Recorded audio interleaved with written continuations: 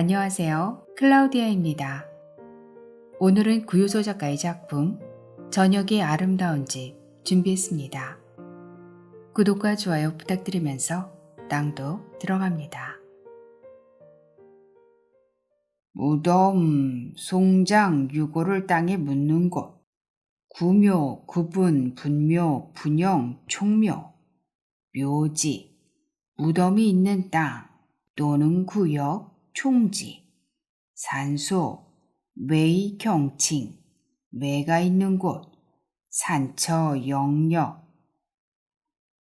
선영의 꽃이 피면 자손이 잘 된다는 말로 부귀공명한 사람에게 축하의 뜻으로 일컫는 말. 매, 사람의 무덤, 묘, 다파. 그가 국어사전을 찾는 일은 30년 된 습관이다. 필요하다고 생각되면 아무리 쉬운 단어라도 일일이 찾아 노트에 꼼꼼히 적는다. 한자까지. 처음 시나리오를 쓸 때부터 들인 버릇이다. 봐, 이렇게 많아. 단어 하나를 찾으면 같은 의미의 말들이 별 쏟아지듯 쏟아지거든. 무덤, 묘지, 산소, 매, 구묘, 구분, 분묘, 분영, 총묘, 아이고, 총지, 산처, 영역. 이야, 희야는 뭐예요? 그의 아내가 묻는다. 그녀는 주방에서 커피를 끓인다. 감탄사잖아. 이야, 이건 줄줄이 알사탕이야. 줄기 하나만 슬쩍 건드려도 알감자가 주렁주렁. 금방 부자가 되는 기분이라고. 사전을 안 찾을 수가 없어. 아이고, 또 무슨 핑계를 대고 은근슬쩍 빠져나가려고요. 그녀는 책상 위에 커피를 내려놓는다. 비어져 나온 그의 샘머리카락 한올을 뽑아준다. 봐, 이렇게 많은 말들 중에 당신은 어떤 걸 쓰고 싶은데? 말 돌리지 말아요. 오늘 중으로 전화라도 좀 해봐요. 당신도 마당 앞에 무덤 있는 게 싫잖아요.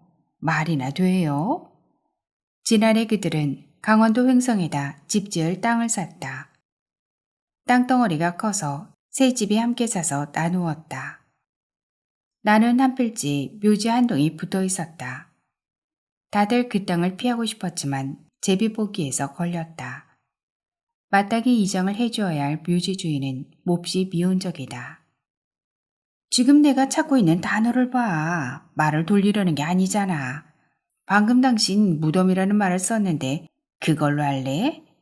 나는 산수가 좋을 것 같은데. 보라고.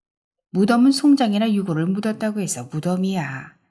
산소는 그냥 산의 어떤 곳이라는 뜻이고. 그는 사전에서 눈을 떼지 않는다. 그녀는 그의 귀 속을 훔쳐본다. 귀판 지 얼마나 됐더라? 엥? 봐, 지금 당신이 딴 말을 하고 있다고. 아휴, 산수로 할래요.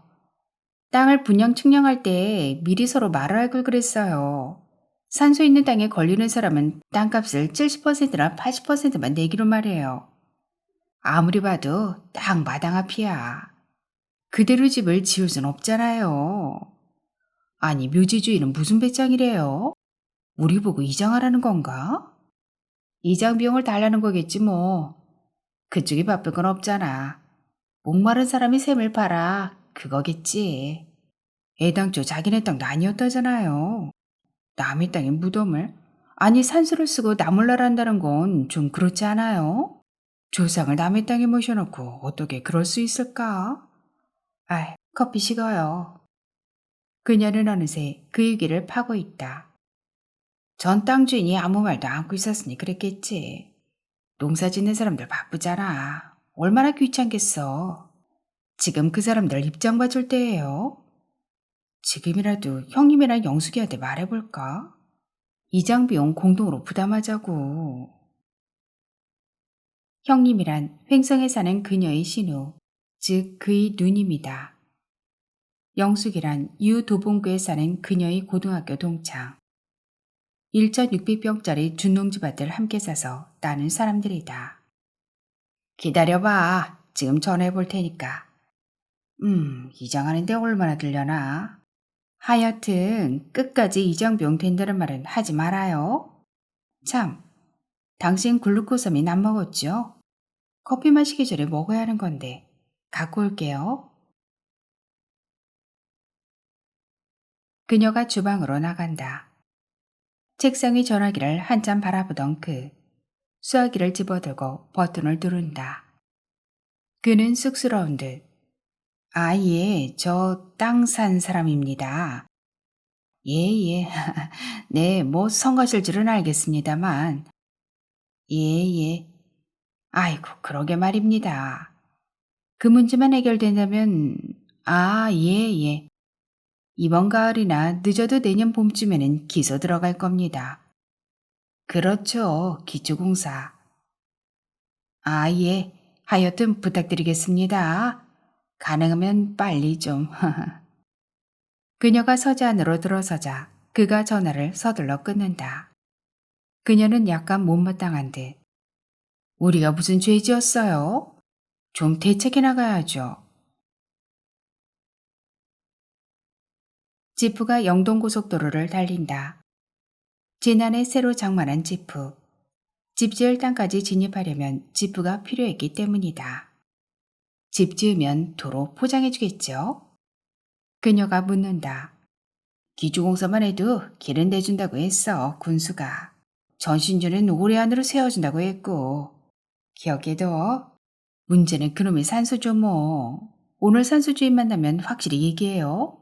올해 집 지을 거라고. 우물을 파려면 누님한테 또 작업 감독을 부탁해야 할 텐데. 수고비라도 좀 줘야 하지 않을까? 산소 얘기하는데 우물 얘기로 빠지지 말아요. 정말 당신 이상해. 산소를 껴안고 살 작정이에요. 형님도 곁에다 새로 집 지을 건데 굳이 따로 수고비 들을 거 뭐 있어요. 함께 쓸 우물이잖아요. 누님과 이웃돼 사는 게 여러모로 편할 거야. 그치? 강원도에서 사는 일에 대해서는 누님이 선배잖아. 도움이 돼. 그리고 가까운 데에 도예촌도 있어서 당신이 좋아하는 도자기를 직접 배워 구울 수도 있다고. 그뿐인가? 세계적으로 유명한 정각공예가도 있고 나염 기술자도 있잖아. 다 배울 수 있어. 히히. 나는 당신만 있으면 돼요. 하지만 이미 형님과 이웃에 살기로 결정했잖아요. 지난 얘기를 또 왜 해? 나도 그곳에 집 짓는 거 좋아요. 아이고, 산소 넣어서 치우라니까. 어? 전화무가 뭐죠? 그녀가 손가락으로 차창 밖을 가리킨다. 배롱나무, 목배기롱이라고도 해. 강릉 오죽헌에 가면 입구에 쫙 심어져 있어. 어머, 너무 이쁘다. 전화무도 뜰에다 심어요, 우리. 정말 이뻐. 그녀는 이미 산소 따위는 잊은 듯하다. 핸드백에서 수첩을 꺼내 배롱나무라고 적는다.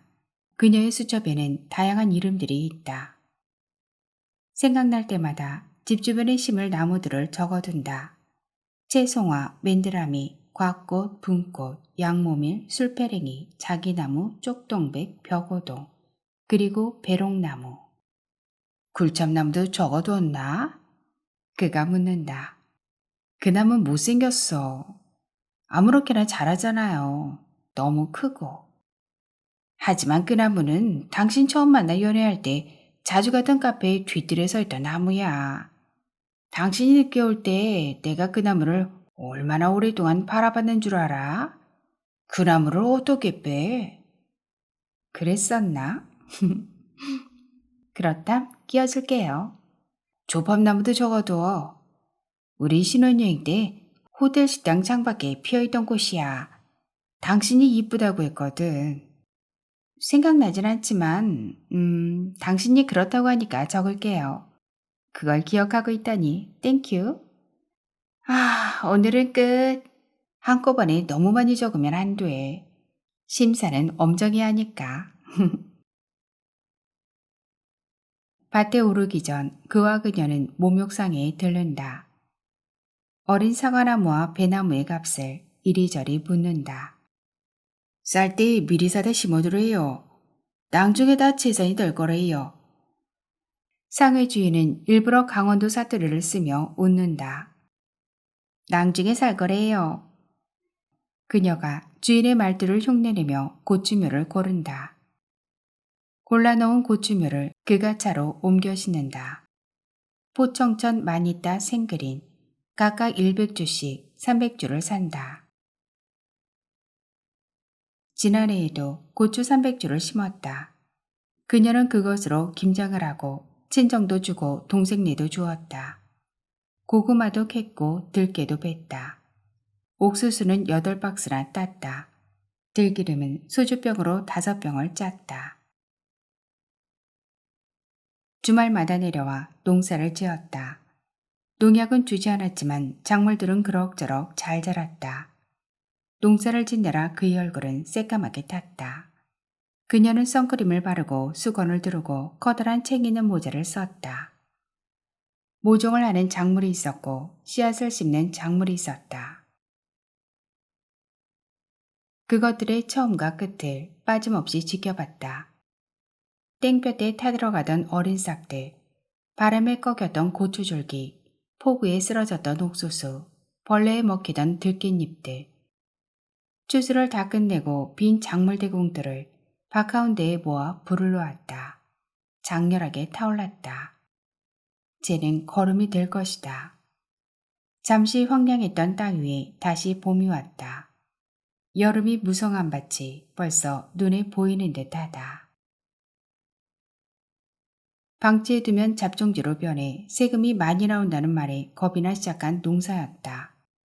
그러나 밭에서 맞았던 진한 사계가 퍽이나 인상적이었다. 나고 자라고 맺고 사라지는 이치가 그곳에 있었다. 봐요, 뽕나무가 죽었네. 그녀가 발곁을 걸으며 심상하게 말한다.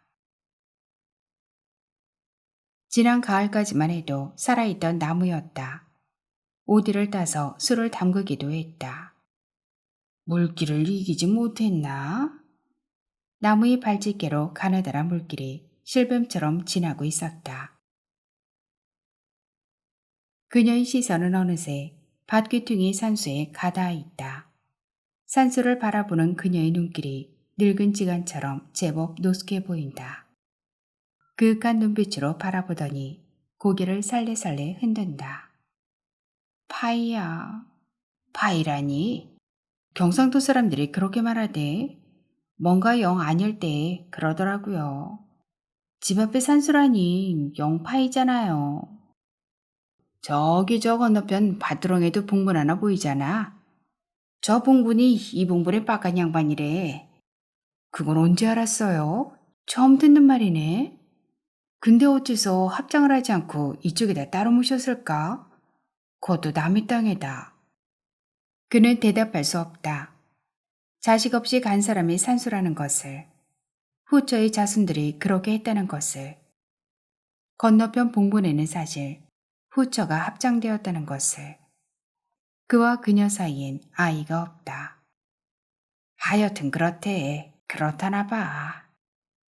잘됐네 뭐. 이참에 합장하면 되겠네. 고추는 내가 심고 있을 테니 당신은 얼른 산수진한테 다녀와요. 말 잘해야 돼요. 어쨌든 저분 외로웠겠다 그동안. 그가 차에 올라 산을 내려간다.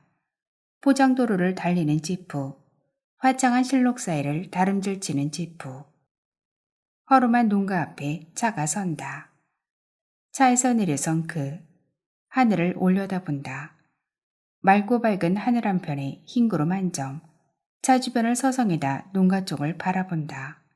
그리고 그냥 다시 차에 오른다. 한길가로 돌아나가는 지프의 뒷모습을 뒤늦게 농가에서 나온 늙은 사내의 시선이 따라잡는다. 저희들 고추 심고 올라가는 길이에요, 형님. 올해도 300주 심었는데 아휴 힘들어 죽는 줄 알았어요. 그녀가 달리는 지프 안에서 전화를 한다. 문막 휴게소 입간판이 차장 밖으로 지나간다. 류리네도 왔죠. 우리도 들리려고 했는데 이 사람이 원고를 써야 한다고 해서 그냥 출발했어요, 형님. 다음 주에 들를게요. 우리 고추 가끔씩 들여다봐 주세요. 유린이한테도 안부 전해주시고요. 그녀가 그에게 한쪽 눈을 찡긋 감아 보인다. 없는 말을 하고 그래. 고기라도 사서 잠깐 들러올 걸 그랬나? 우린 심어만 놨지. 사실은 누님이 다 돌봐주시는 거잖아. 당신 바쁘잖아요. 안 바빠요? 요즘 새로 쓰는 원고 없어요? 새로 시작한 것 같던데. 맞죠? 무슨 내용이에요? 너는 내 운명. 그런 거 쓰면 재밌을 텐데. 그리고 김 감독하고는 다신 일하지 말아요. 그는 묵묵히 운전을 한다. 집 이름은 그걸로 할 거예요? 얼마 뒤 그녀가 묻는다. 그는 앞만 본다. 석가호는 글 쓰는 당신 친구 호 아닌가요?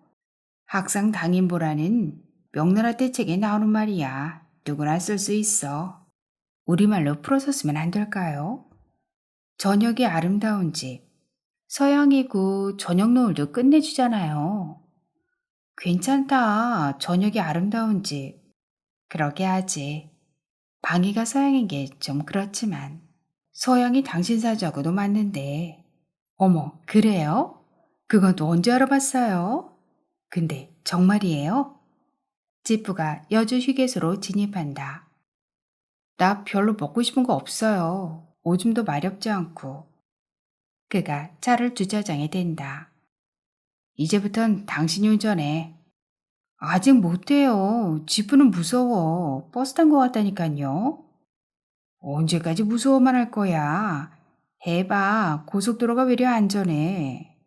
싫어. 해. 할 때가 됐어.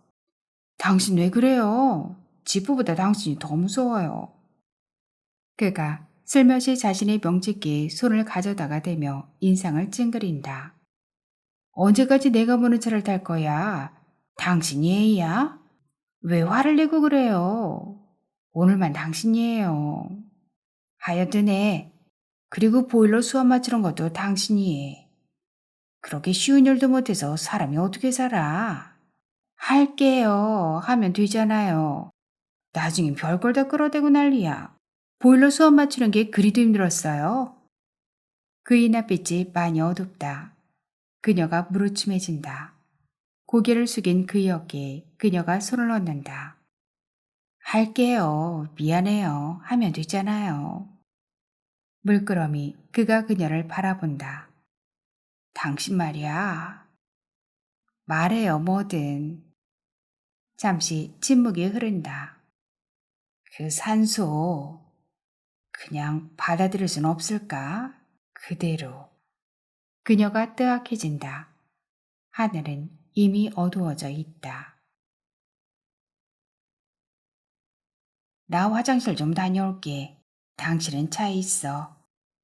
멀어지는 그의 뒷모습을 그녀가 바라본다. 고속도로 휴게소 건물 위로 어두운 하늘, 지프 운전대를 걱정스레 쓰다듬는 그녀. 무언가를 한 입 털어놓고 화장실 세면대의 물을 손바닥으로 허겁지겁 받아먹는 그. 고개를 뒤로 젖히며 꿀꺽 삼킨다. 그녀 운전석에 앉아있고 그가 돌아온다. 가슴께의 옷이 젖어 있다. 다시는 그러지 않을게. 뭐를요? 맹세해. 화내지 않을게. 그녀가 운전석에서 일어나려 한다. 아니, 운전은 당신이 해. 그녀는 그를 바라본다. 엉터리. 그녀가 시동을 걸고 조심스레 출발한다. 차가 쿨렁 움직인다. 와, 앙코르, 앙코르. 유리의 노래가 끝나자 모두들 박수를 치며 큰 소리로 환호한다. 6살인 유리가 다시 주춤주춤 무대로 나선다. 조성모의 노래를 부른다. 아시나요? 얼마나 사랑했는지. 그댈 보면 자꾸 눈물이 나서. 사람들은 박자를 맞춰 손뼉을 친다. 그와 그녀가 있다. 그의 누님과 조카와 매형이 있다. 미국에서 온 매형의 여동생과 매제가 있다. 그리고 집주인 부부가 있다. 강원도 산골 저녁은 이미 한밤처럼 어둡다. 그의 누님은 산골에다 집 한 채를 카페처럼 지어놓고 간간히 스키 타러 온 손님을 받았다. 나중에는 펜션으로 등록을 했다.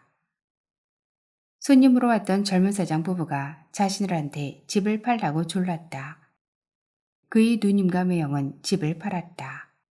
그리고 그와 함께 새로 사 나눈 땅에 다시 집을 지을 때까지 당분간 그 집의 관리인이 되기로 했다.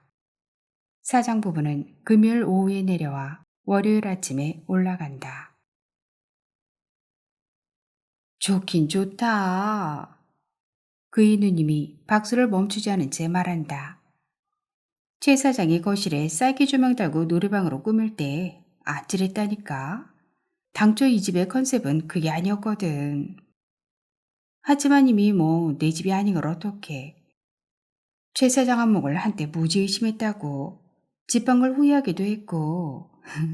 근데 해놓고 보니까 이렇게 좋네. 진작 할걸. 최 사장 안목은 역시 탁월해. 형님, 지금 저한테 욕하는 거죠? 최 사장이 묻는다.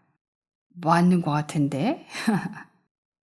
그의 매형이 맥주를 들이키며 웃는다. 노래방 조명이 연신 돌아가고 유리는 열창을 한다. 차마 그대 바라보지 못하고 외면해야 했던 나였음을. 지난주에 고추 심었다면서요. 왜 그냥 올라갔어요? 들르시지 않고. 최 사장이 그에게 맥주를 권한다. 이가 원고가 밀렸대서. 그녀가 대신 대답한다. 그는 맥주잔을 슬며시 상아래로 내려놓는다. 저쪽에서 고모가 가루 녹차를 탄다. 매형의 여동생을 모두 고모라고 부른다. 입 넓은 백자기에 끓인 물과 가루 녹차를 넣고 하염없이 솔질을 한다. 솔은 대나무를 잘게 쪼개 만든 일본째라는데 꼭 이발소 면도용 붓솔 같다.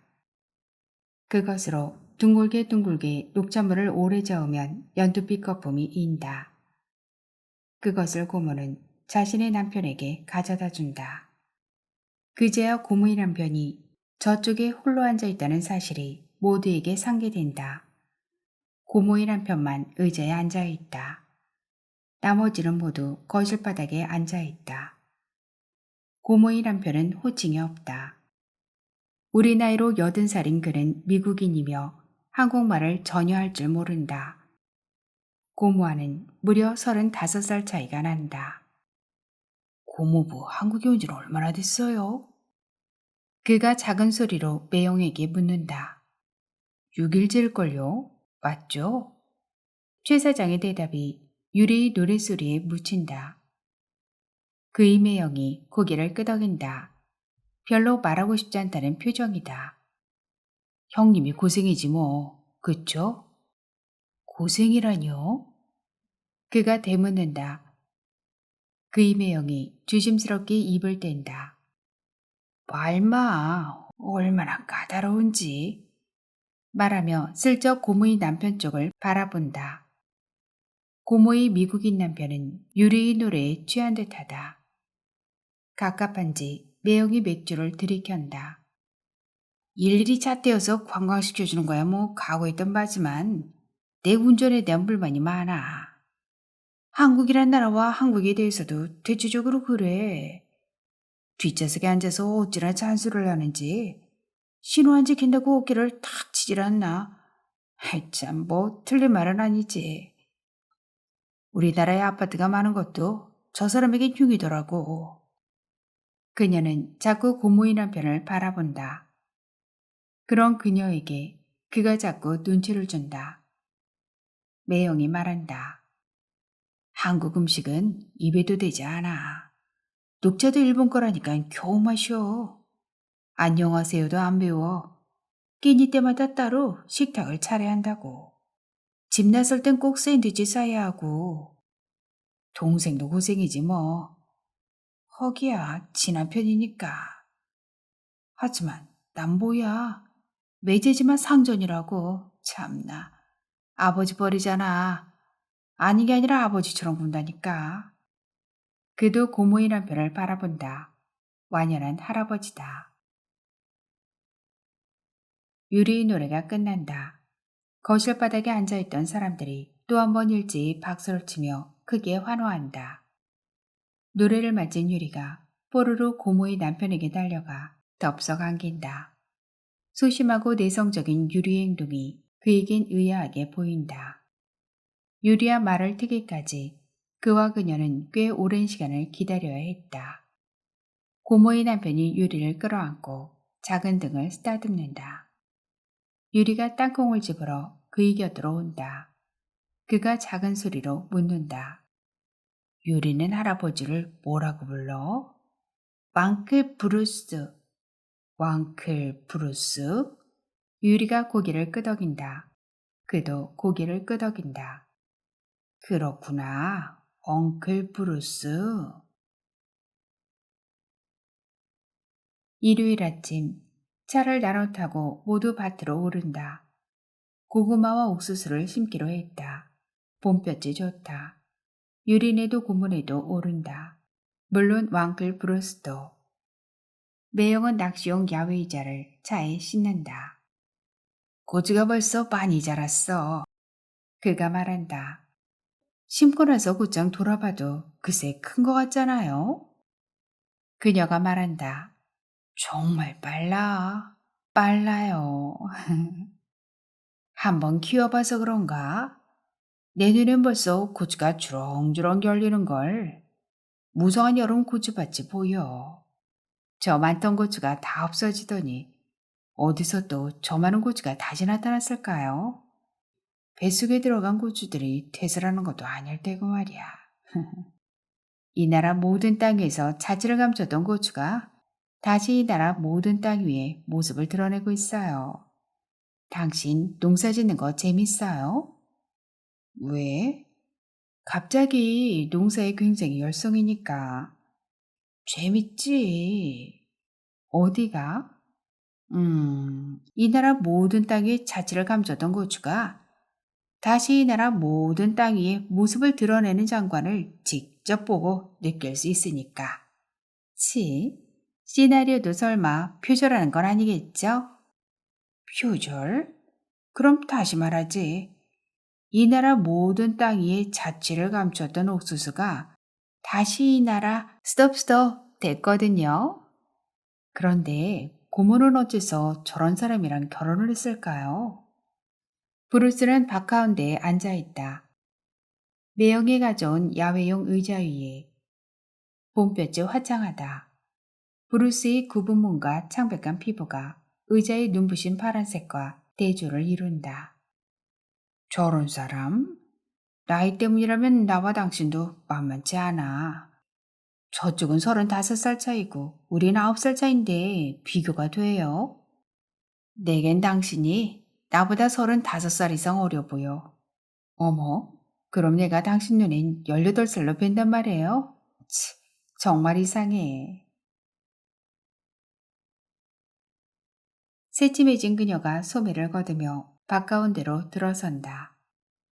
사람들은 고추 지지대를 세우고 비닐끈을 두르고 있다.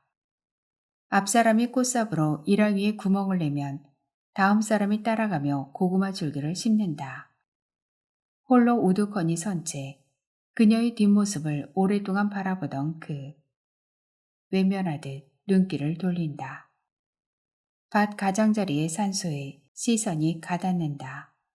어디선가 뻐꾸기가 운다. 아시나요? 얼마나 사랑했는지 그댈 보면 자꾸 눈물이 나서 차마 그대 바라보지 못하고 외면해야 했던 나였음을. 그의 노래인데 뚝배기인데 소리가 들린다. 그녀가 일항 위에 열심히 구멍을 낸다. 구멍 속에 찰옥수수 알갱이 4-4개씩 넣고 발로 묻으며 그가 말한다. 사랑해. 그리곤 환하게 웃는다. 나이 얘기하려던 게 아니었다고요. 어쩌면 영주권이나 뭐 그런 것 때문이 아니었을까 싶었던 건데. 고모 저 사람과 결혼한 거. 어쨌든 사랑해. 나이 때문에 당신 집에서 결혼 반대했을 때가 생각나서였어.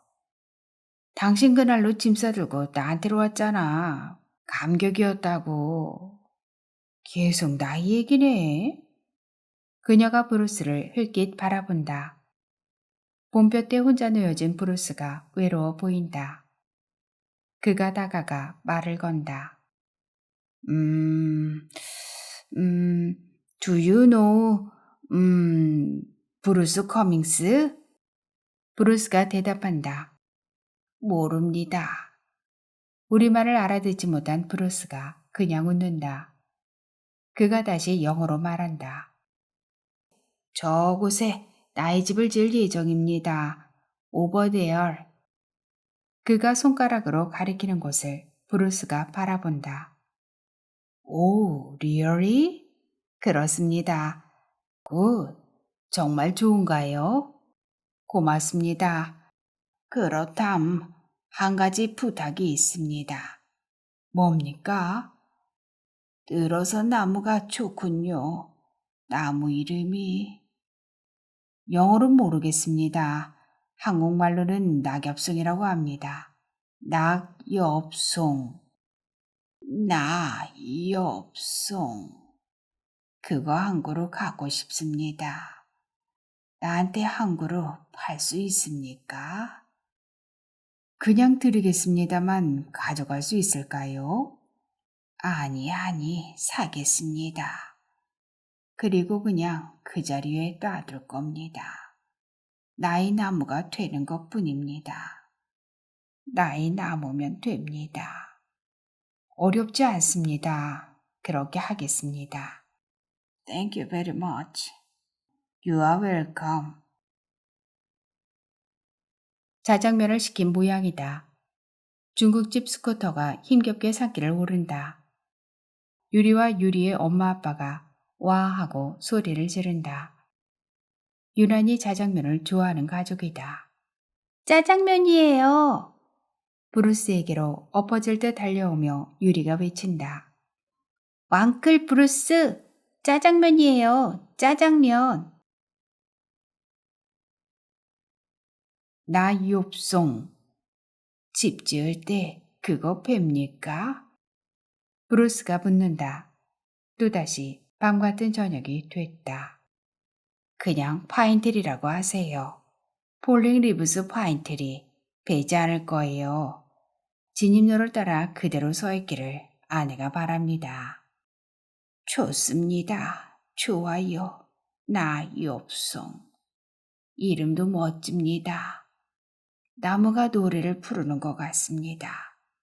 내가 오늘 당신한테서 산 나무도 그곳에 오래오래 서 있겠군요. 나무의 수명은 잘 모르겠습니다. 그렇겠지요. 나무든 뭐든 모습이란 늘 드러냈다가 감추고 감추었다가 다시 드러내는 것이니까요. 상관없어요. 저녁 노을빛을 받아 아름답게 빛나는 나무를 상상할 수만 있으면 됩니다.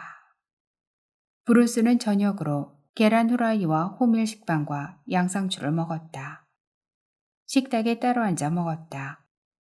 식사를 마친 뒤 그에게로 가 슬며시 말을 걸었다. 그동안 말상대가 그리웠던 모양이다. 커피 마시겠습니까? 인스턴트입니다만. 일회용 종이컵을 들어 보이며 그가 묻는다. 좋아합니다. 나는 단 것을 좋아합니다. 브루스가 대답했다. 이런저런 얘기를 나눈다. 브루스가 사는 도시에 대해 그가 묻고 브루스는 볼펜으로 그림까지 자세히 그려가며 대답한다. 지나치게 꼼꼼하다. 그림과 글씨가 너무 작아 그는 알아보지 못한다. 안경도 끼지 않은 팔순 노인의 글씨가 깨알보다 작다. 그는 알아보는 척 열심히 고개를 끄덕인다. 그리고 이건 나의 가족입니다. 제법 두툼한 포켓 앨범을 브루스가 펼친다. 수전, 큰딸아입니다. 줄리어드에서 첼로를 전공합니다. 둘째 앨리스, 고등학교에 다닙니다. 변호사가 꿈입니다. 브루스의 집들인 모양이군요. 햇살이 좋습니다. 집 앞 공원입니다. 아이들이 공원을 좋아합니다. 나무가 많습니다. 아이들을 많이 사랑하는군요. 사진을 보고 있는 당신의 눈이 지금 빛납니다. 나의 모든 것입니다. 주름 많은 손으로 브루스가 사진을 오래오래 쓰다듬는다. 두 딸아이는 서양인의 피가 조금도 섞이지 않았다. 브루스의 손가락 사이로 성숙한 두 딸아이가 활짝 웃는다. 웃음만 서양입니다. 당신 노트북 컴퓨터를 좀 써야 할 것 같아요. 잘 그대로 있죠? 그녀가 다가와 그에게 묻는다. 그와 브루스는 앨범에서 눈을 떼지 않는다. 그녀가 다시 말한다. 오늘 원고 못 쓰죠? 애들 인터넷 게임 하는데 컴퓨터가 하나 더 필요하대요. 설치해 줄 것 같아요. 그가 고개를 끄덕인다. 머리를 맞대고 앨범을 들여다보는 그와 브루스를 고모가 저만치서 그윽한 눈길로 바라본다. 나의 어머니는 27년 전에, 아버지는 20년 전에 돌아가셨습니다. 가족이 없어졌습니다. 그런데 생겼습니다. 나는 지금의 아내와 아이들을 사랑합니다. 외롭지 않습니다. 나에겐 아이들이 없습니다. 나도 낳지는 못했지만 이렇게 딸이 둘입니다. 나도 아내가 있어 외롭지 않습니다.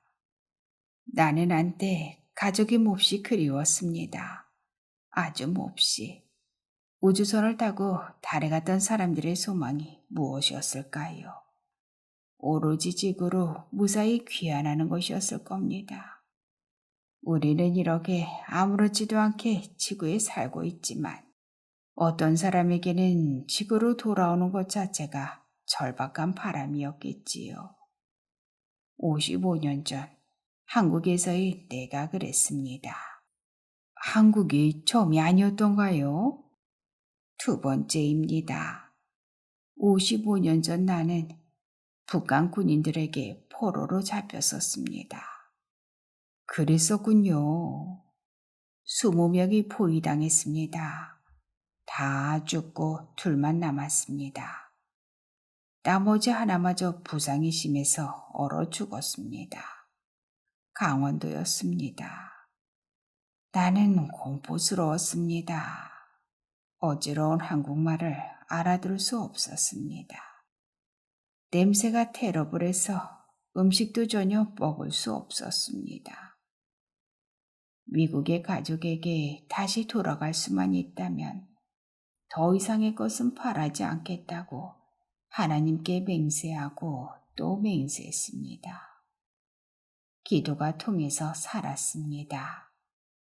그리고 믿을 수 없게도 나는 미국의 가족에게 다시 돌아갈 수 있었습니다. 그때 내가 버릇처럼 중얼거렸던 말이 있었습니다. 그는 가만히 브루스의 말을 듣고 있다. 우리를 걷는 게 기적이 아니라 땅 위를 걷는 게 기적이다. 땅 위를 걸을 수 있다는 것. 알겠습니다. 브루스의 말을 알 것 같아요. 그때부터 내 삶은 덤이었습니다. 감사하고 감사할 밖에요. 하나님께 맹세했잖아요.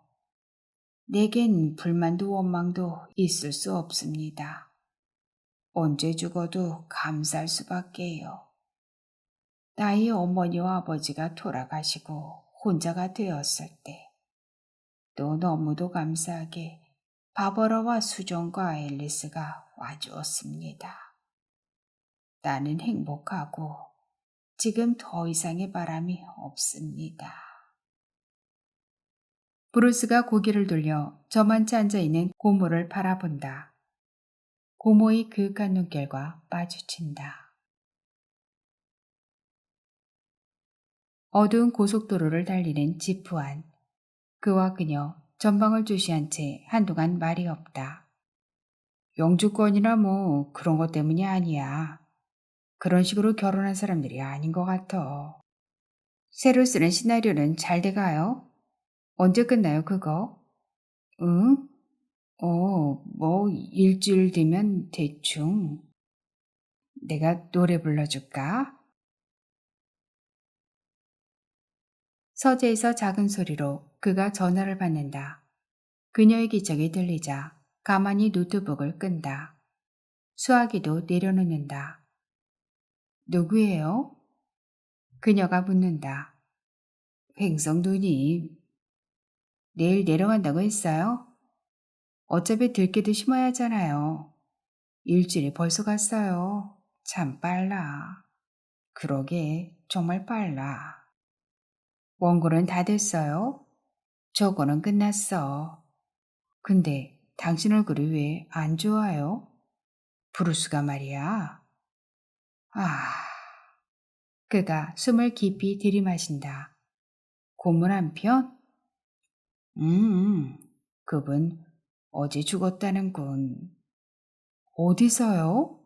행성에서? 미국에서 도착하자마자. 그가 숨을 내쉰다. 오가느라 고단했나 보다. 무리였어요, 그 나이에. 한국에 올 때 이미 마지막 여행이라는 걸 알고 있었다는군. 의사가 만류하는 걸 고집부려서 왔었대. 무리도 됐겠지. 병이 있었나 봐요? 암이었대. 말기, 췌장. 죽음을 앞두었으니 고집을 부릴 만도 했겠네요, 그분. 한번 죽음을 건넜던 게 한국이었으니까. 그걸 당신이 어떻게 알지? 그녀가 당황한다. 당신이 말했잖아요. 잊었어요? 그도 당황한다. 그랬나? 근데 말이야, 지난번에 브루스한테 나무 한 그루를 팔았거든. 뭐 팔았다기보다 뭐랄까. 그분이 팔라고 해서 그냥 그러겠다고 한 것뿐이야. 어차피 별 것도 아니고 가져갈 것도 아니니까. 무슨 나무요? 진입 놓이는 거, 낙엽송. 그런데요? 나무값을 보내왔다는 거야. 참나. 얼마나요? 그게 글쎄. 아휴, 나원 1만 불이라는군. 1만 불이라면 1,000만 원쯤 되지 않아요? 어떻게 해야지? 덥석 받을 수도 없고 안 받으면 이미 고인이 된 사람의 소망을 거절하는 셈이 되고. 아휴, 그나저나 너무 많아. 내가 괜한 오해를 했어요. 그분한테 미안하네. 너무 톡 쐈잖아요.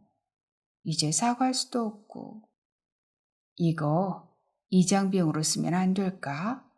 산소 옮기는 데다가요. 좀 그런가? 그녀가 말한다. 당신도 참. 그걸 왜 남의 산소 옮기는 데다 써요? 산소는 그냥 놔둬요. 그가 묻는다. 이장 안 하고?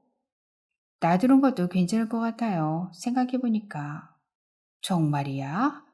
근데 왜 당신 그렇게 좋아해요? 내가 운주해. 하여튼 내 맘이 그래요. 죽음이 하늘 두 주 있는 건데 마당 곁에 있은들 좀 어때요? 그렇지? 생각해보니 그렇지. 저봐, 당신 너무 좋아하는 것 같아. 좋아하긴. 그녀가 다시 묻는다. 정말 원고는 다 끝낸 거예요? 그가 대답한다. 응. 초여름 오후의 양광이 설빛 기울었다.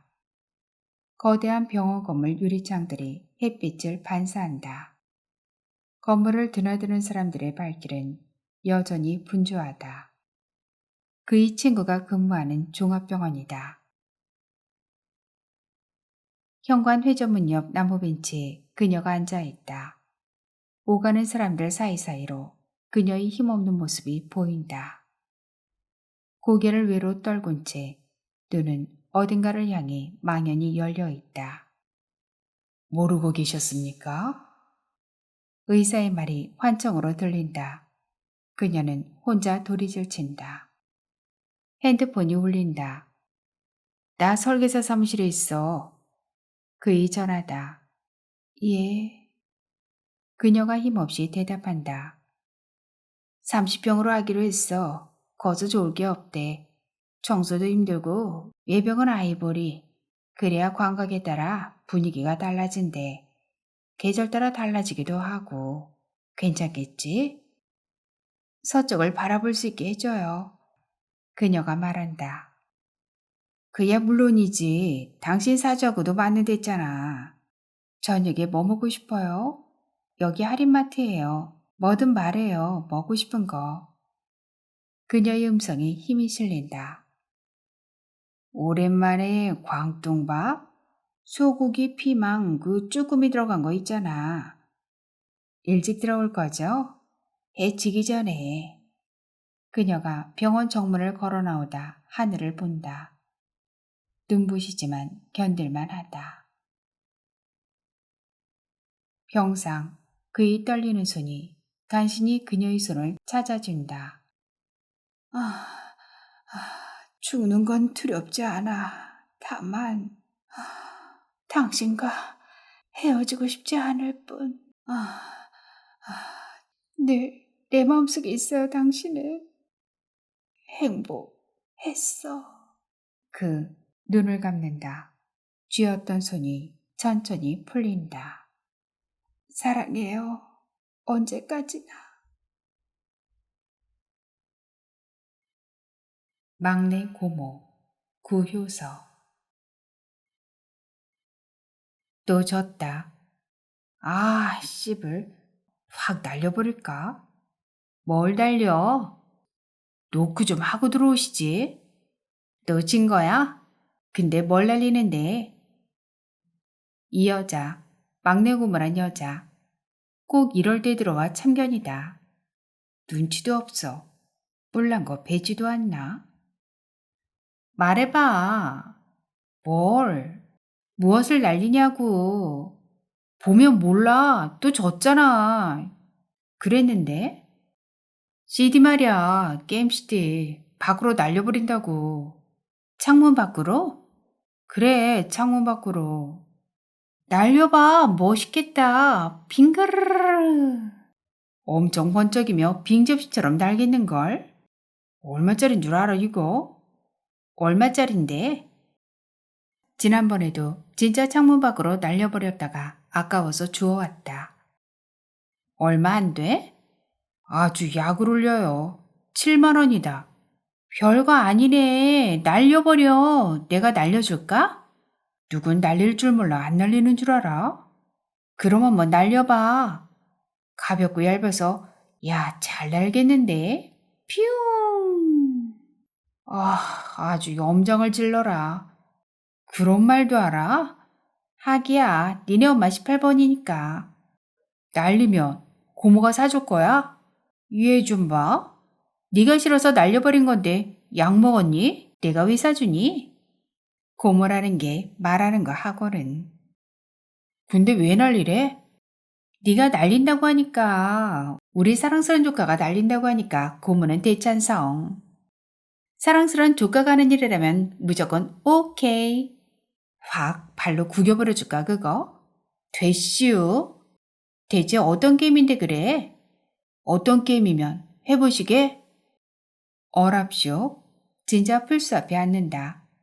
컨트롤러를 잡고 이리저리 커서를 이동한다. 삼각 버튼, 원 버튼, X 버튼, 사각 버튼을 차례로 누른다. 알겠어. 걷기, 달리기, 이건 카메라 조작. 고모가 중얼거린다. 손놀림이 만만치 않다. 제도 화면은 어떤 거니? 오른쪽 방향키. 서브 화면은? 서브? 야, 빨리 말해. 셀렉트야, 스타트야. 스타트일걸? 아, 그거 땀나게 하네. 오케이, 스타트. 왔다매, 이거 그래픽 죽이는데. 근데 이 게임 미션은 뭐냐? 모른다. 친구 새끼한테 중고CD 산 거다. 매뉴얼도 없다. 그냥 어떤 놈하고 싸우는 거다. 그 새끼도 자꾸 지기만 하니까 재수없다며 나한테 판 거다. 사실은 2만 원 줬다. 하여간 어떤 놈이면 됐지. 그럼 때려부수면 됐지. 미션은 무슨? 고모의 손이 빠르다. 야, 근데 이 게임 이거 애니메가 왜 이리 잘생겼어? 기분 나쁘게. 그치, 나도 그게 존나 찝찝해. 아, 죽여보려고 해도 미안해서 죽일 수가 있나 원. 그런 걱정은 마셔. 그럼 한 번도 안 죽었으니까. 아이씨. 피해야 돼. 공격받기 전에 원버튼. 데미지를 입지 말고 적용 공격을 방어해야지. 아, 스타일 선택을 해놓았어야 하는 건데. 아, 죽는다. 죽었다. 그럴 줄 알았다. 겨우 라운드 2에서. 점프 중에 계속 원버튼 눌러야 돼. 그래야 공중에서 연속 공격이 이루어지지. 아, 뭐야. 쪽팔리게 일하는데에서 죽었잖아. 쟤 죽으면 내가 죽는 것 같다고 내가. 아이, 됐어. 내놔. 내가 할게. 한 번만 더 해볼게. 딱 한 번만. 아이, 잘 몰라서 그랬잖아, 임마. 내놔. 내 게임기거든. 비켜. 내가 할 거야. 날려버린단 건 언제고 얘가? 한 번만 더 해볼게, 새끼야. 내가 한다니까? 문이 벌컥 열린다. 엄마다. 4시가 넘었다. 숙제는 안 했다.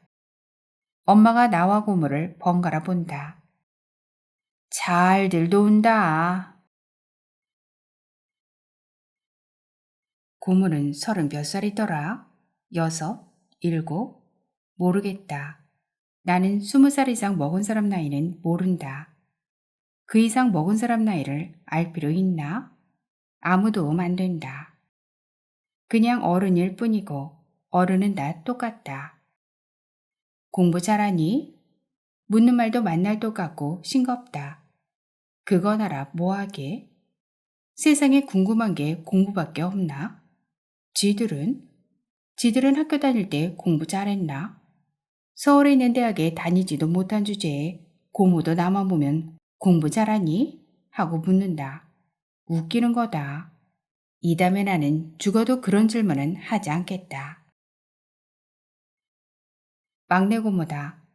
첫째 고모는 내가 태어나기도 전에 이미 암으로 죽었단다. 둘째 고모는 고모부 따라 사이판에 가서 산단다. 역시 보지 못했다. 간 뒤로 한 번도 한국에 들어오지 않았다니까. 할머니 할아버지가 돌아가신다면 한 번쯤 올까? 하지만 할머니 할아버지도 이미 돌아가셨다. 큰 고모가 암으로 죽었을 때 어쩌면 할머니 할아버지도 그 병으로 돌아가신 건지도 모른다고 짐작했단다. 간암. 아빠는 촌에서 배를 부리며 살았어도 그래서 술이나 담배를 안 했다. 이야, 이 펄펄 뛰는 놈들 배도 안 따고 먹어도 꼬숩네. 초장 듬뿍 발라도 꿈틀거리는 생선을 우적우적 씹으며 마을 사람들이 술을 들이밀어도 사양하던 아빠였다. 강선장은 이 좋은 한자고 살면서도 쇠주 맛을 모르니 어쩌? 아빠가 들을 때는 그렇게 말했고 안 들을 때는 저거 뺀 놈도 아니여 라고 했다. 맛도 맛이지만 사는 게 우선이지 라고 아빠는 말하고 싶었을 것이다. 술과 담배를 안 하는 게 사는 길이라고 아빠와 엄마는 믿었겠지. 그런데 아빠도 죽었다.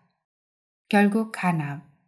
죽기 전에 아빠는 생선회와 소주를 아쉬움의 눈물을 흘리며 배 터지게 먹었다고 했다. 막내 고모가 유일한 혈육이라는 말이다. 고모는 생선회도 잘 먹었고 소주든 맥주든 가리지 않았다. 엄마 때문이었다. 엄마는 가오리 한 마리를 앉은 자리에서 뚝딱 먹어치우고 막걸리를 마셨다. 먼저 안주를 깨끗이 해치우고 막걸리를 통째로 숨도 쉬지 않고 들이켰다. 그러곤 더러운 트림. 언니는 참 겁도 안 나? 간이 부었나 배? 고모가 빈정거렸을 때 엄마는 사무치게 먹는 것보단 낫지 라고 대답했다. 사무치게 먹는 건 더럽게 슬퍼 보이거든 이라고. 사람들은 아빠가 임종 전에 그것들을 아쉬움의 눈물을 흘리며 먹었다고 했지만 엄마는 사무치게 먹더라고 말한다. 언니는 무섭지도 않우? 술을 그렇게 먹으면 간에 좋겠어? 고모가 말하자 엄마는 내가 강신인 줄 아시오? 미안하지만 난 간이 싱싱한 정신의 딸이오. 했단다. 생선회를 먹고 술 마시는 고모에게 언젠가 물은 적이 있었다. 겁 안 나? 고모는 대답했다. 생각해보니까 정말 사무치는 것보단 나을 것 같아서 말이야. 엄마 말이라면 귀등으로도 안 듣던 고모였는데. 하지만 고모는 생선회와 술은 먹되 엄마의 방식과는 달랐다. 어종은 안 가리지만 비칠 만큼 얇게 점일 것, 주종에 따라 잔을 따로 할 것 등이었다. 막걸리는 사기 그릇에, 소주는 소주잔에, 맥주는 반드시 투명한 글라스에, 초장이나 겨자간장도 콩알만큼 살짝 찍어 먹었다. 잔이나 젓가락을 쥐는 손가락 모양에도 신경을 썼다. 완전 폼생폼사, 깔끔 떨기는 젠장. 엄마는 그렇게 말했다. 저러니 남편이 치받지. 엄마 혼자 먹을 때는 회 한 점이 인절미만했다. 초장을 듬뿍 찍었다. 손으로. 아주 종이를 만들지 그래? 땀 삐질삐질 흘리며 우럭개를 뜨는 엄마가 안 됐다. 새끼가 엄마한테 하는 말품새하고는 니네 고모라는 사람 이렇게 안 하면 안 먹잖니. 뭔 상관이야. 싫으면 지가 또 먹든가. 아휴, 애비를 닮아서 인정머리하고는. 뒤에서는 뭘 하면서 엄마는 고모 앞에선 아무 말 못해? 내가 언제? 봐, 고모가 좋아한다고 우럭을 아주 종이로 만들잖아. 니네 고모한테는 이게 어울려. 고모가 어때서? 천하일색이잖아. 미는 종이장 같은 회를 먹어야 하나? 아무도 의의를 달 수 없다. 고모의 미모에 대해선. 천하일색이라는 말도 야유가 아니다. 언젠간 엄마가 말했다. 늘 보지만 어쩔 땐 정말 깜짝 놀랄 만큼 이쁘잖니? 고모가 특별히 예쁘다고 생각해 본 적은 없다. 고모니까 그냥 고모일 뿐 다른 건 모르겠다. 우리 고모니까 예쁜 건 당연하다고 생각해서일까? 같은 여자가 봐도 홀리겠더라. 그랬었었다, 엄마가. 전화? 글쎄, 난 뭐 좀. 애들이 뭘 알아. 그래, 난 몰라. 난 아빠를 닮았나 보지. 굼뜬 엄마. 조금 지나서 눈을 부라린다. 너 새끼, 정말 죽을래? 도망쳐야겠다. 엄마니까 그냥 엄마일 뿐 못생겼다는 생각은 안 했는데 말이 그렇게 나와버렸다. 하지만 엄마가 뚱뚱하긴 뚱뚱하다. 얼굴도 크고 공부의 팔뚝은 어떻고. 사실 엄마와 고모는 나이차도 거의 나지 않는다. 나봤자 2~3살쯤? 그런데 엄마는 친정엄마 같고 고모는 딸 같다. 몸으로 싸운다면 엄마가 백전백승. 보지 않아도 뻔하다. 순 입으로만 싸우지만. 일찍 들어오시네. 한마디 던지고는 방으로 들어왔다. 쟤 뭔 소리래요? 밖에서 들어온 고모가 묻고. 내가 알아요. 맨날 쓸데없는 소리 나는 애. 엄마가 말한다. 그리고 큰 소리로 외친다. 너 또 게임하려고 그러지? 게임기 틀기만 했단 말아. 나가서 엄마 예뻐 라고 말해줄까? 상황이 안 좋다. 그랬다간 돼지게 얻어맞을지도 모른다. 놔둬요. 고모의 차분한 목소리. 허구한 날 저거 켜놓고 있는 거 아가씨 몰라서 그래요. 꼭 나쁜 것만은 아니래요. 저거 하면 공부 잘한대요. 머리 좋아진대요. 부모 말 잘 듣는데요. 오른손만큼 왼손을 쓰니까 머리가 균형 있게 발달한대요. 균형 있게 발달. 역시 고모다. 대졸. 게임에서 머리 좋아진다는 말 처음 듣네. 애들 어릴 때 죄다 피아노 가르치잖아요. 그중에 몇 명이나 피아니스트가 되겠어요. 그게 다 오른손 왼손을 골고루 쓰라고 그러는 거래요. 그러면 오른쪽 뇌와 왼쪽 뇌가 균형 있게 발달한대잖아요. 안 쓰는 왼손 쓰게 해서 억눌려 있던 뇌 한쪽을 펴주는 거예요. 쫙. 시원하다. 쫙. 쟨 피아노 안 가르쳤잖아요. 게임도 피아노처럼 정말 효과를 보는 건가? 오, 예. 성공이다. 고모의 말을 고분고분 듣는 엄마가 아닌데 얌전해졌다. 이유가 있다. 고모가 온 지 8일째 되던 어젯밤. 갑자기 통곡 소리가 들려 거실로 나가봤다. 엄마가 고모를 발길로 내질러 버리기라도 했나? 그런데 아니었다. 거실 한복판에서 둘이 끌어안고 있었다. 씨름 선수들이 시합을 시작하기 위해 무릎 꿇은 채 서로의 사발을 잡고 있듯. 엉엉 울고 있었다. 양쪽 다.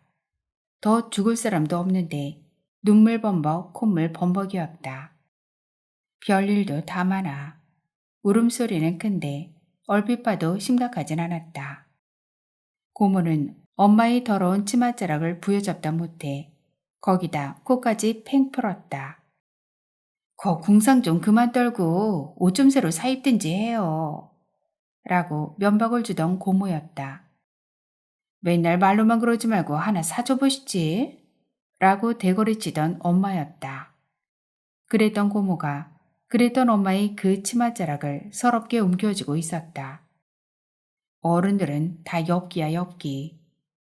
통곡을 하든 콧물을 짜든 별일 아닐 것 같아서 방으로 들어와 버렸다. 게이머락이 떨어진 것은 피아노도 피아노지만 그 통곡덕인 것 같다. 왜 울었는지는 끝내 알 수 없다. 알 필요 있나? 고모가 우리 집에 등장하는 모습은 가관이다. 가관이군. 엄마가 궁시렁거리는 말이라 나는 그 뜻을 잘 모르지만 녹슨 철대문을 확 열고 꽝 닫는다. 마당을 따각따각 가로질러 현관문을 또 확 열고 신을 벗는다. 하이힐, 나중에 벗은 쪽은 반드시 자빠진다. 벗어놓은 신이 그래서 늘 삐뚤어진 기역자 아니면 니은자다. 현관문도 꽝 닫고 식탁으로 곧장 가앉는다. 한 달 만에 오든 1년 만에 오든 똑같다. 잘 있었니? 잘 있었어요? 따위 인사말 대신 뭐 시원한 거 없어요? 한다. 엄마는 대답하지 않는다. 고모는 발딱 일어나 냉장고 문을 열고 냉수를 벌컥벌컥 들이켠다. 엄마는 개던 빨래를 마저게다가 가관이군 한다. 10분 전에 집을 나섰다가 길에서 무슨 봉변이라도 당해 기분 쩔어 곧장 되돌아온 신경질난 처녀 같다. 하지만 고모는 처녀도 아니고 10분 전에 집을 나서지도 않았다. 깡촌이라 시비걸 놈도 없다. 집 밖은 죄다 지겨운 나무고 풀이고 바람이고 구름이다. 들판 가운데로 난 길게 구부러진 길 하나가 전부다. 최소한 반년이나 1년 만에 친정에 오는 모양이 늘 그렇다. 엄마는 아무것도 묻지 않는다. 나도 묻지 않는다. 고모가 온 게 나로서 나쁠 게 없다. 곧 나와 놀아줄 거니까. 잘난 척하며 수학 문제도 풀어줄 거니까. 고모가 오면 엄마도 평소와 달리 나를 사랑하는 척한다. 두 사람 다 서먹서먹 말이 없을 때나 싸우고 났을 때 공연히 나한테 다정하게 군다. 난 모르는 척 받아준다. 땡수 먹고 뻘쭘해진 고모는 다음 동작이 막막해진다. 내 방으로 들어와 침대에 벌렁 눕는다. 천장을 보며 씩씩 숨을 몰아쉬다 잠이 든다. 고모부한테 바친 게지. 에휴. 엄마는 쯧쯧 혀를 찬다. 그런 식으로 나타나 인상을 긋고 있을 얼마 동안 나나 엄마는 편할 리 없다. 바라만 봐도 고모는 대뜸 성질을 낸다. 내가 못 올 때를 왔어요? 엄마는 눈길을 피한다. 누가 뭐래요? 너도 꼽냐? 나도 눈길을 피한다. 아니 꼽 싸워요. 아니 꼽다고? 안 꼽다고. 꼽지 않다고, 씨. 저 새끼가? 공연이 얘는 왜 갖고 그래요? 내가 못 올 대로 왔냐고요. 이 집 언니랑 쟤보다 내가 훨씬 먼저야. 태어나서 자랐잖아요. 언니랑 쟤는 나중도 훨씬 나중이야. 어쩌자고 엄마 아버진 일찍 돌아가신 거야. 젠장. 오빠까지. 2, 3일은 징징거린다. 나 들으라는 건지 혼잣말인지 엄마는 중얼거린다. 처녀 때는 혼자 잘난 척 하더니 평등이니 해방이니 운동기라 한다더니 참 나중에는 페미니즘인가 뭔가를 한다던 사람이 아유 고약한 신혼 노릇은 혼자 다 하고 웃겨. 그러던 엄마가 어느 날 슬슬 칼질을 하고 생선을 종이장처럼 썰면 고모는 헤헤거린다. 이거 도다리 아니에요? 놀래미. 매실주도 있네. 아가씨 좋아하는 브로콜리도 있는 거 안 보여요? 역시 친정이 좋아. 언니도 나 여기 있는 거 좋죠? 아, 주여. 교회 다녀요? 관세음 보살. 아, 뭐야. 술판이 벌어지면 싸움은 일단 멈춘다. 고마워요. 하면서 고모가 입맛을 다시니까. 그 사람은 어째서 그 모양일까 몰라요. 고집이 세심줄이고 마초도 그런 마초가 없어. 속았어요. 고모부 얘기다. 어찌게요? 언니도 홍 알잖아요. 속담에 그런 말 있잖아요. 만만한 게 홍어 뭐라고. 홍어초? 아, 뭐 하여튼 그게 서울 사람들 속이려고 그러는 거라며요. 홍어는 남놈이 맛있고 비싼데 홍어 잡는 사람들을 속여 팔려고 순놈이 그걸 잘라버리는 거라며요. 그 얘긴 왜요? 그런데 그 인간 빡빡 우기는 거예요. 홍어는 원래 암놈 순놈이 따로 없다는 거예요. 암놈이 될까 순놈이 될까 홍어 스스로 그때그때 결정한대나? 뱀도 그러고 지네도 그런데요. 말이나 돼요? 그 사람 학교를 개구멍으로 다녔나 봐. 일부러 어깃정 부리는 거겠죠. 그런 희한한 말이 어딨어요. 내 말이 그 말이에요. 홍어조 때문에 싸운 거예요? 언니는 무슨? 말하자면 그런 인간이다. 그거죠, 매사에. 그런 사람이었지. 운동을 했을까 몰라? 주인 되는 세상 만들려고 그랬다면서요. 주인이 되면? 아가씨 같은 사람은 꼼짝 못하게 때려잡으려고 그랬나? 아, 그러니까 여자들이 나서야 돼. 여자들이 나서서 남자들 때려잡게요? 못할 거 뭐 있어요. 그럼 남자 세상이 여자 세상으로 바뀔 뿐 달라지는 건 없잖아요. 우리 언니 보통 아니다. 그런 얘기 어디서 들었어요? 신우 세상 되면 올케 때려잡고 올케 세상 되면 신우 때려잡는 거랑 같지 뭐. 여자끼리 왜 싸워요? 남자와 여자는 왜 싸워요? 아니, 싸우는 게 사실이니까. 여자끼리도 싸우는 게 사실이니까. 아, 안 싸우고 사는 법은 없을까요, 언니? 나처럼 살아요. 한쪽이 없으니까 싸울 일이 없잖아. 그건 좀 말이 안 된다. 언니도 엉터리다. 그래요. 엉터리로 살고 있네요. 푸. 엄마가 푸 하고 숨을 내쉴 때는 좀 취했다는 표시다. 놀래미 안주에 매실주 같은 걸 잘 마셨으면 적당히 돌아가 줄 것이지. 이번에도 고모는 통 갈 생각을 안 했다. 고모부 쪽에서 아무런 연락이 안 왔기 때문이겠지만 고모 쪽에서도 그다지 노력하는 것처럼 보이지 않았다. 우리 집에 머무는 날이 길어질 수밖에. 그러자니 또 엄마와 고모는 걸핏하면 티격태격. 언니는 언제나 사람이 좀 살거워질까? 아이고, 살가운 아가씨나 고모부하고 잘 지내구랴. 이런 식. 언니 버릇이에요, 그거. 어찌게요? 아버지 입원해 계실 때도 맨날 미음 끓여다 드린 건 나도 고마울 일이지만 이왕이면 좀 어떠세요? 여쭤볼 수도 있는 거였잖아요. 아버지가 그러더래요. 며느라인 어째 동발이 없누? 늘 심통난 사람처럼. 그러셨다잖아요. 나도 알아요. 애 아빠가 하루는 그러더라고요. 병원에 가면 아버지 차도 좀 여쭤보고 그러지. 라고요. 그것 봐요. 오빠도 그렇게 말했잖아요. 그게 애 아빠 생각인 줄 알아요?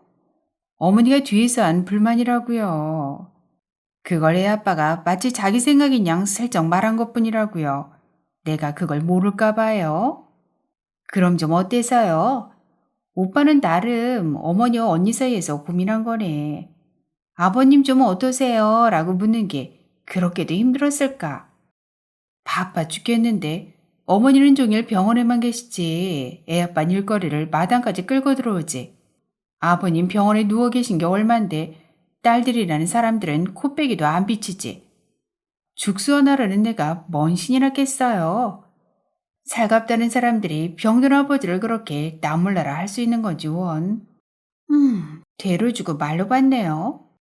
어머니도 빨래나 좀 해주시든지 아니면 애를 봐주시든지 하다못해 시금치라도 다듬어 주신다면 몰라. 종일 병원에 앉아서 내가 아버님 차도를 몇 번이나 물었는지 그거나 꼬박꼬박 세고 계셨던 거예요. 듣다 보니 언니 말투가 좀 그러네. 언니 성격 탓은 않고 애꿎은 엄마를 끌어들이고 그래요. 엄마가 할머니를 조금이라도 좋지 않게 말하면 고모는 더 이상 참으려 하지 않았다. 그렇다고 호락호락 수그러들 엄마도 아니었고 특유의 개슴츠레한 눈으로 고모를 바라보았다. 그래서 라는 뜻. 눈을 부라리는 것보다 훨 도전적이다. 야자로 막 나가볼까요? 반말로 한번 해보자는 고모의 제안을 엄마는 받아들이지 않았다. 아무래도 두세 살 많은 쪽이 손해라고 생각했던 걸까? 야자로 말트론 구경도 꽤 괜찮았을 텐데. 나야말로 옛날 일 말해볼까요? 엄마는 일부러 말끝을 분명하게 올렸고 말해보시지. 고모는 어물쩍 내렸다. 나 결혼 전에 아가씨 화초 키우는 거 좋아한다는 말 듣고 만냥금 사다 줬었잖아요. 그랬나? 다른 거 잘 키웠으면서 그것만 말려 죽였잖아요. 그것도 2주일 만에 시원찮은 걸 사와서 그랬다고 했죠. 그리고 몇 달 뒤 결혼해서 이 집에 들어올 때 어쨌는지 알아요? 죽어 말라비틀어진 만냥금을 그때까지 버리지도 않고 나보란 듯 거실에다 떡하니 놔뒀었잖아요. 쓰던 방 빼앗기는 게 억울해서 그랬겠죠. 고모도 마침내 말을 높였다. 그래도 사람이 그러는 거 아니죠. 누군 뭐 이 집에 들어와 살고 싶어서 들어왔나요? 어머니가 굳이 들어와 살라고 해서 들어온 거잖아요. 따로 세간 내줄 형편도 아니었으니까. 그리고요? 아가씨 로션 좀 발랐다고 그때 뭘 했는 줄 알아요? 나이 많은 나에게 이 인간들 웃겨? 내가 쓰려고 샀더니 쥐들이 다 쓰고 지랄이네. 아 참나. 지랄이라고는 안 했을 텐데. 그랬다고요. 이 인간들 지들이라고 했지만 집안에서 그렇게 지적당할 사람은 나밖에 없었잖아요. 그때 더 기가 막혔던 건 어머니와 애아빠가 곁에서 다 들었는데 가만히 있었다는 거예요. 이걸 사람하라 했죠. 아가씨 같으면 살고 싶었겠수? 아, 하여간 짜증받진 말들.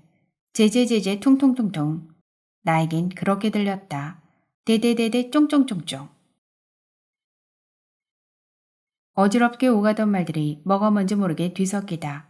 대뜸 선명하게 튀어나오는 소리는 언제나 너 새끼 숙제 다 했어? 였다. 아, 깜짝이야. 좋나?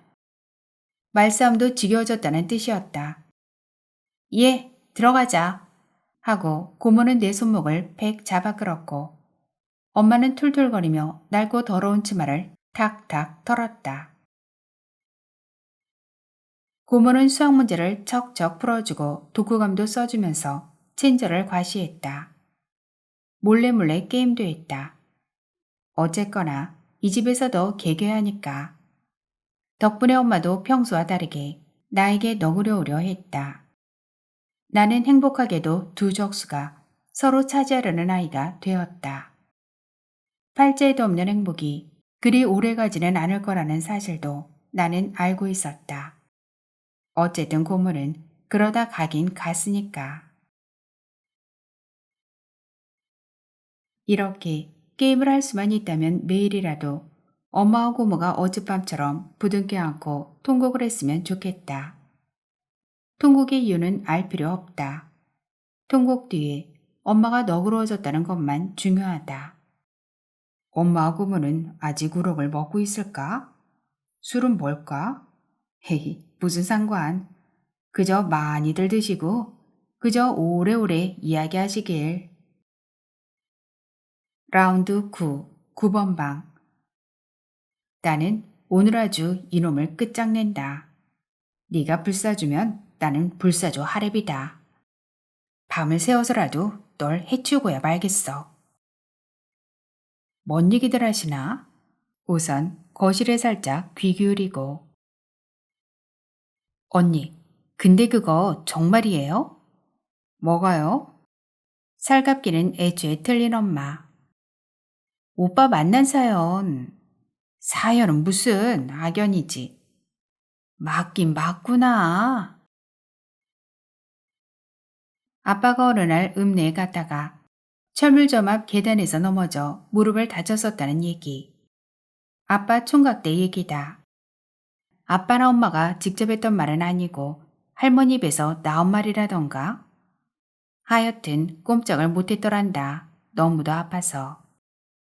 그래도 볼일은 봐야겠기에 아픈 다리를 질질 끌고 낚시점과 목욕사에 들렀는데 나중에 다시 그 계단을 지나다가 또 넘어졌단다. 넘어졌던 바로 그 자리에. 그랬더니 무릎이 거짓말처럼 싹 나았대나? 처음에 넘어졌을 때도 마침 처녀 쪽의 엄마가 그 자리에 있었고 두 번째 넘어졌을 때도 엄마가 그 자리에 있었단다. 괜찮아요? 라고 달려와 묻는 엄마가 그렇게 이뻤대나? 엄마와 아빠가 천생연분일 수밖에 없는 이유라고 할머니는 말하고 다녔겠지. 정말 신기하지 않아요? 무릎도 그렇고 마침 언니가 그때 그곳에서 오빠를 우연히 두 번이나 마주친 것도 그렇고 박생며느리 남들 흉볼까봐 어머니가 지레 전술을 만든 거죠. 아니란 말이에요? 아닌 건 아니지만 아휴 그런 얘기 동네방네에다 다 할 필요 뭐 있어요. 못할 건도 뭐예요. 언니는 하여튼 엄마라면 죄다 못마땅했죠. 내가 언제요? 또 위태롭다 엄마와 고모. 아 에라 아무나 이기시지. 그러나 나는 반드시 SOF 저놈을 이긴다. 그게요? 몰랐어요. 말로만 엄마 하면서 대체 어머니한테 얼마나 관심이 있었던 거예요? 그치만 정말 엄마가 입던 거예요? 한복조끼도 아직 그대로 있어요. 장롱 안에 돋보기며 지갑도 있는 거 모르죠? 장갑, 버선, 달고 남은 동정, 귀요비개도 있어요. 애들 아빠가 버리라는 걸 내가 꽁쳐놨다고요. 왜 안 버렸어요? 애들 아빠가 죽었잖아요. 버리라는 사람이 없으니 안 버릴 수밖에. 그런 얘기가 아니잖아요, 지금. 언니도 참. 왜요? 이거 어머니 치마라니까 갑자기 좋아 보여요? 더럽다며요. 엄마와 고모. 여전히 티격태격이긴 해도 그럭저럭 얘기가 잘 돌아가는 것 같다. 나는 언니가 부럽더라 뭐. 뭐가요? 바다와 있다는 강화구에 한가로이 배 띄워놓고 세월을 낚는 우리 언니. 푸른 강, 작은 배, 흰 옷. 세월 낚는 거 좋아하시네. 언덕에 서서 멀리 내려다보면 풍경이 진짜 그만이라니까요. 땡볕에 온몸 푹푹 익으면서 비린내 나는 장어나 주워 담고 낚시에 손가락 자르는 것도 모르고 아가씨야말로 세월 전설이나 하네요. 술은 안 먹나? 어째 아무도 취하지 않은 것 같다. 그런 시 알아요? 강이 푸르니 새 더욱 희고 산이 푸르니 꽃 더욱 붓네. 올봄 보기만 하며 또 보내니 어느 날이 돌아갈 날이런가. 두부라는 사람 씨예요. 꼭 같아요. 언니가 강하구에 배 띄우고 흰 옷 입고 주낙 넣는 이봄하고 꼭 같아. 언니라서 더 멋있게 어울리는 걸 거야. 제발 가까이 와서 보라지. 사는 게 끔찍해서 쉬는커녕 비명 지르고 도망갈걸. 하여튼 언덕에서 내려다보면 그렇다고요. 그 풍경이 너무 고즈넉하고 평화로워서 마냥 좋고 부럽다는데 언닌 왜 그래요? 내 느낌이 그렇다는데. 아가씨야말로 부럽네요 내가. 뭐가요? 막내로 사랑 듬뿍 받으며 자랐지. 대학 나왔지. 청춘의 열정도 바칠 만큼 바쳤지. 아파트에서 살지. 좋은 일, 좋은 남편도 있지. 나머지들은 아니래요. 남편이라는 게 왕년의 군부독재보다 더하면 더했지 덜하지 않아요. 마음대로 해요. 지 마음대로. 우린 민주주의란 게 없어요.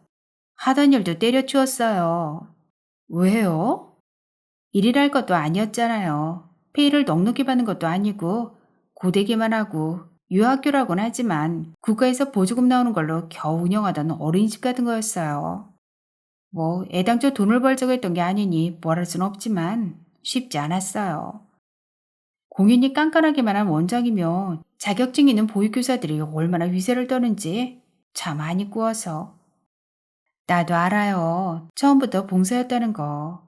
하지만 그것도 뭐 아무나 하나요? 아가씨나 되니까 자길처럼 나섰던 거죠. 형편어려운 젊은 어머니를 돕자고 시작한 거였잖아요. 무엇보다 나는 그게 존경스러웠는걸요.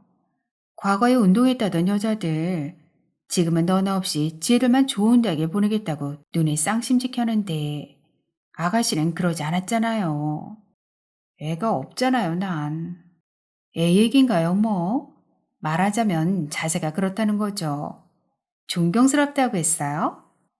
그래요. 다른 건 몰라도 그런 점에선 존경할 만합니다. 다른 건 몰라도? 치. 고모가 픽 웃고 엄마도 따라 크크 웃는다. 지난 봄이었던가? 개나리처럼 노란 원피스 입고 레이스 달린 흰 모자 쓰고 그 학교 목련꽃 나무 아래서 애들 지도하는 모습이 얼마나 이뻤게요. 재롱잔치 때 말이에요. 같은 여자가 봐도 발목까지 오는 그 흰 양말, 반짝이는 연두색 구두, 뽀얀 종아리가 끔찍하게 이쁩디다. 와서 구경 좀 말하고 아가씨가 성화를 해서 그 먼 데를 애 데리고 다녀왔었잖아요. 버스로 왕복 3시간이나 걸려서. 다녀와서도 며칠 동안 그 풍경이 아른거려 죽을 뻔했어요. 얼마나 부럽던지. 그것도 다 대학 나오고 그쪽에 남다른 생각이 오래도록 깊었으니까 그럴 수 있었던 거잖아요.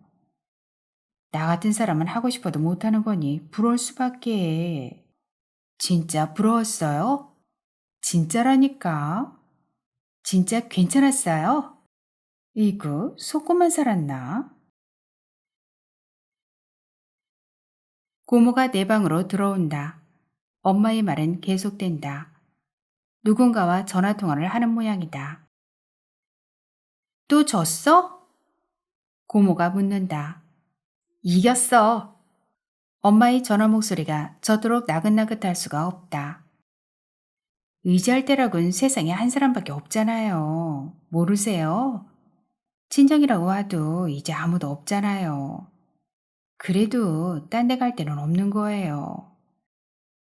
고모 부인 모양이다. 고모가 내 뒤로 와 어깨를 끌어안는다.